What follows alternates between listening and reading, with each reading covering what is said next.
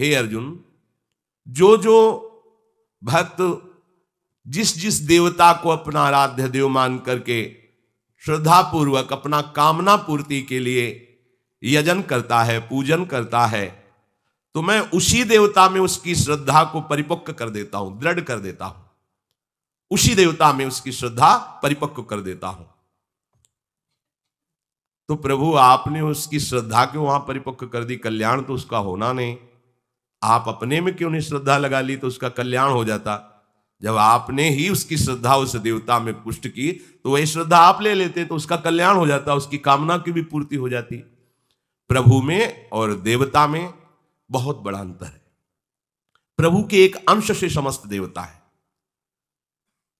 प्रभु की तरफ जब हम मुड़ते हैं तो सबसे पहला काम होता है जो किसी भी देवता की तरफ मुड़ने से नहीं होगा, हमारे अनेक जन्मों के पाप भस्म हो जाते हैं।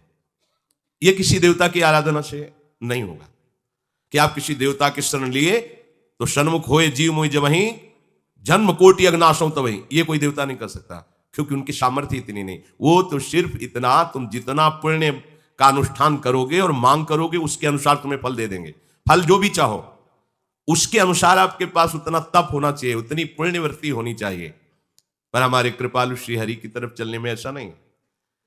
जो ही आप मुड़े, अभी कुछ किया नहीं, केवल भगवद आश्रय लिया तो अनेक जन्मों के पापों को भस्म कर देते हैं। अब आपने कामना की, धन की, पुत्र की, जो भी, वो देखेंगे कि उचित है कि नहीं, तुम्हारा मंगल होगा कि नहीं। वो मंगल भवन है, देखा हाँ ठीक है। अगर ये कामना इसकी पूर्ति हो जाएगी तो ये आगे बढ़कर के भजन करते हुए परम पद को प्राप्त होगा। ज्यादा प्रयास नहीं करना पड़ेगा, आपकी कामना पूर्ति हो जाएगी और आपका परम कल्याण का मार्ग भी प्रशस्त हो जाएगा, भगवत प्राप्ति भी हो जाएगी। पर यह किसी देवता में नहीं है सामर्थ्य है, क्योंकि खुद भगवत प्राप्ति की योग्यता वाले शरीर में ही नहीं है। भगवत प्राप्ति की योग्यता का तो एकमात्र मानव देह का ही वर्णन किया गया शास्त्रों में, साधन धाम मोक्ष कर द्वारा साक्षात मानव देह। तो भगवान इसलिए सबकी श्रद्धा को अपनी ओर नहीं आकर्षित करते कि सबको मानव देह में स्वतंत्रता दी है। तुम भूत में श्रद्धा करो, पितर में श्रद्धा करो, देवता में श्रद्धा करो, या आसुरी भाव में, काम क्रोध आदि में किए ही हो, या और घृणित भाव, स्वतंत्र हो। इस समय तुम जो चाहो कर सकते हो, नवीन कर्म करने का पूरा अधिकार है। भगवान इतनी बात की तुम्हें स्वतंत्रता दिए कि मानव शरीर तुम्हें 80 वर्ष 100 वर्ष जो भी मिला है, इसमें जो चाहो तुम कर सकते हो। भगवान विक्षेप नहीं पहुंचाएंगे। ये लोग कहते हैं भगवान इसको नष्ट क्यों नहीं कर सकते, ये पापाचरण करता है, भगवान तो सर्व सामर्थ्यशाली, अभी इसको नष्ट कर दे। नहीं करेंगे, समझ दिया है। इतनी साल की आयु है, तुम घोर पापाचरण कर लो जितना करना चाहते हो, या तुम पुण्य कर लो, या भजन करके भगवत प्राप्ति कर, पूरी स्वतंत्रता है। तभी भगवान किसी को बीच में नहीं छेड़ते। हाँ, कोई महत अपराध कर दोगे तो तुरंत दंड विधान लागू हो जाएगा, नहीं तो घोर पापाचारी को विश्वपूर्वक जीते हुए देखा जाता है। नहीं छेड़ेंगे भगवान, ये स्वतंत्रता दी है। बाद में जब परिणाम आएगा तब तुम्हारे होश खराब हो जाएंगे। तो भगवान कहते फिर मेरे द्वारा मनुष्य को दी हुई स्वतंत्रता की सार्थकता कहां रहेगी? अगर वो जहां भी श्रद्धा लगाना चाहता है मैं नहीं लगाने दूं तो फिर स्वतंत्रता क्या रहेगी? पूरी स्वतंत्रता है। तुम भूत पूजो, पितर पूजो, देवता पूजो, काम क्रोध आदि की पूजा करो, जैसे चाहो वैसे जियो, पर परिणाम तुम्हें जब होगा तो भगवान के विधान से होगा। तो प्रभु जब आप उनकी श्रद्धा देवताओं पर दृढ़ कर देंगे तो फिर तो उनके उद्धार का कोई चांस ही नहीं रहा, क्योंकि आपने दृढ़ की है। आपके द्वारा दी हुई श्रद्धा वो मिट तो सकती नहीं, और देवता परम कल्याण कर नहीं सकते, तो फिर प्रभु उनका तो कभी भी पतन का समाधान नहीं हो सकता, वो तो गिरते चले जाएंगे। कह रहे देवताओं के प्रति मैं श्रद्धा दृढ़ करता हूं, पर उनकी इच्छा के अनुसार। जिस दिन वो इच्छा का त्याग कर देंगे वो श्रद्धा से मुक्त हो जाएंगे, क्योंकि कोई भी देवता से प्यार नहीं करता, केवल देवता से अपनी कामना की पूर्ति करता है। आज तक ऐसा नहीं हुआ कि कोई देवता का ध्यान करके अश्रु प्रवाह करते हुए पुलकित होकर उसके गीत गा रहा हो। ये केवल श्री हरि का ही होता है, कहीं त्रिभुवन में दूसरे का। किसी भी देवता से यदि हम आराधना करते हैं तो अपनी कामना पूर्ति की, तो वो श्रद्धा केवल उतनी तक है जितनी तक इच्छा है। और अगर इच्छा का परिवर्तन कर दो तो श्रद्धा का परिवर्तन, कि बहुत कामनाओं में भटक ले, अब निष्काम होकर के हम वो भजन करना चाहते हैं जिससे आवागमन मुक्त हो जाए, तो आपको मार्ग मिल जाएगा, आपकी श्रद्धा का मार्ग बदल जाएगा, वो प्रभु की तरफ हो जाएगा। इच्छा बदलने में मनुष्य स्वतंत्र है, और हमने उसकी इच्छा के अनुसार श्रद्धा पुष्ट की है। जहां इच्छा बदली तो श्रद्धा भी बदल जाएगी, जहां लगाना चाहेगा वहां फिर लगा देंगे हम। भटकते हुए अनंत जन्म व्यतीत हो जाते हैं। सातया श्रद्धया युक्तस् तस्याराधनमीहते लभते च ततः कामान मयैव विहितान् हितान्। मेरे द्वारा दृढ़ की हुई श्रद्धा से युक्त मनुष्य जब देवताओं की कामना पूर्ति के लिए सांगोपांग उपासना करता है बिना त्रुटि किए, तो उसकी कामना पूर्ति की सामर्थ्य मेरे द्वारा ही देवताओं को दी हुई है। मेरा ही विधान है, उसी के अनुसार उसकी कामना की पूर्ति केवल होती। बस जो सांगोपांग अनुष्ठान कर लिया तो कितना धोखे में समय जा रहा है। एक कामना पूर्ति के लिए इतना सावधान होकर हम अनुष्ठान की वृत्ति को धारण को, परिणाम में नाशवान कामना की पूर्ति। कोई देवता बहुत प्रसन्न होकर के अगर हमें अपनापन देगा तो अपने लोक में ले जाएगा।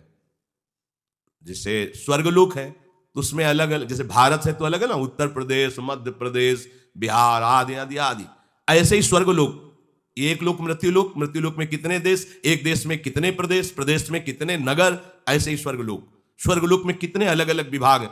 अलग पवन देव का अलग विभाग है, अग्निदेव का अलग विभाग है, वरुण देव का वरुण लोक है अलग। ये सब देवलोक के अंतर्गत ही है। जैसे यहाँ मृत्युलोक में, अन्य देशों में भी एक भारत देश में कितने विभाग हैं, कितने प्रदेश हैं, उनमें कितने नगर हैं। ऐसे ही स्वर्गलोक में अलग अलग देवताओं के लोक है। जिस देवता की आप सम्यक आराधना करेंगे वो बहुत प्रसन्न होगा, तो आपको अपने लोक में ले जाएगा, अपने समान भोग भुगाएगा। जहां पुण्य क्षीण हुई तो पुण्य क्षीणे मृत्युलोक के विसंति, घाटा हो गया, काम बना नहीं, स्थायी काम नहीं बना। प्रभु कहते हैं मेरे द्वारा दृढ़ की हुई श्रद्धा से वो मनुष्य उस देवता की आराधना की चेष्टा करता है, और देवता की आराधना जितनी हुई उसके अनुसार उसकी कामना की पूर्ति का विधान मैंने किया है।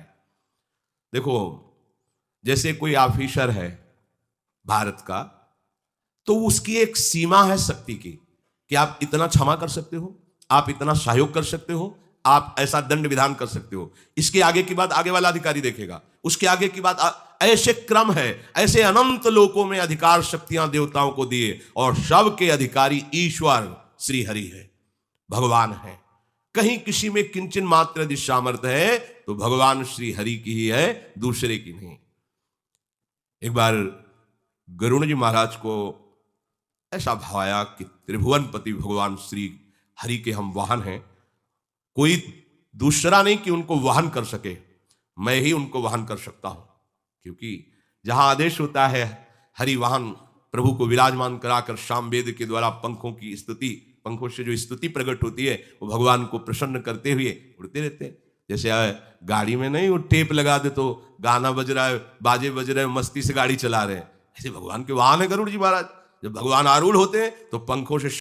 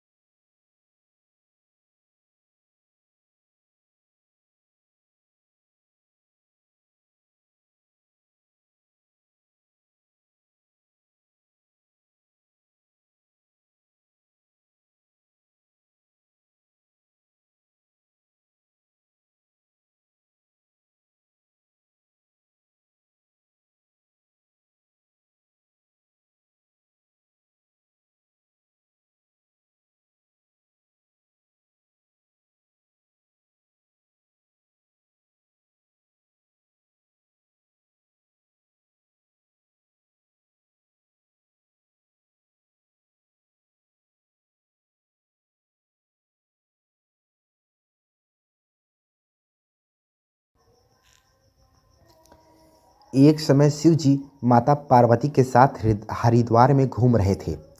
पार्वती जी ने देखा कि सहस्त्रों मनुष्य गंगा में नहाकर हर हर कहते चले जा रहे हैं, परंतु पराया सभी दुखी और पाप परायण है।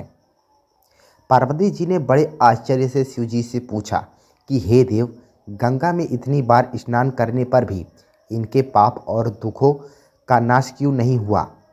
क्या गंगा में सामर्थ्य नहीं रहा? शिव जी ने कहा, देवी, गंगा में तो वही सामर्थ्य है, परंतु इन लोगों ने पाप नाशनी गंगा में स्नान ही नहीं किया, तब इन्हें लाभ कैसे हो?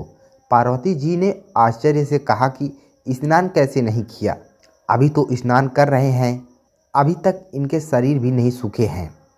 शिव जी ने कहा, ये केवल जल में डुबकी लगाकर आ रहे हैं, आपको मैं कल यह रहस्य समझाऊंगा। शिव जी ने लीला से ही वृद्ध रूप धारण कर लिया और दीन विवश की तरह गड्ढे में जाकर ऐसे पड़ गए जैसे कोई मनुष्य चलता चलता गड्ढे में गिर पड़ा हो और निकलने की चेष्टा करने पर भी निकल ना पा रहा हो। पार्वती जी को उन्होंने यह समझाकर गड्ढे के पास बैठा दिया कि देखो, तुम लोगों को सुना सुनाकर यूँ पुकारती रहो कि मेरे वृद्ध पति अकस्मात गड्ढे में गिर पड़े हैं, कोई पुण्यात्मा इन्हें निकालकर इनके प्राण बचाए और मुझ असहाय की सहायता करे।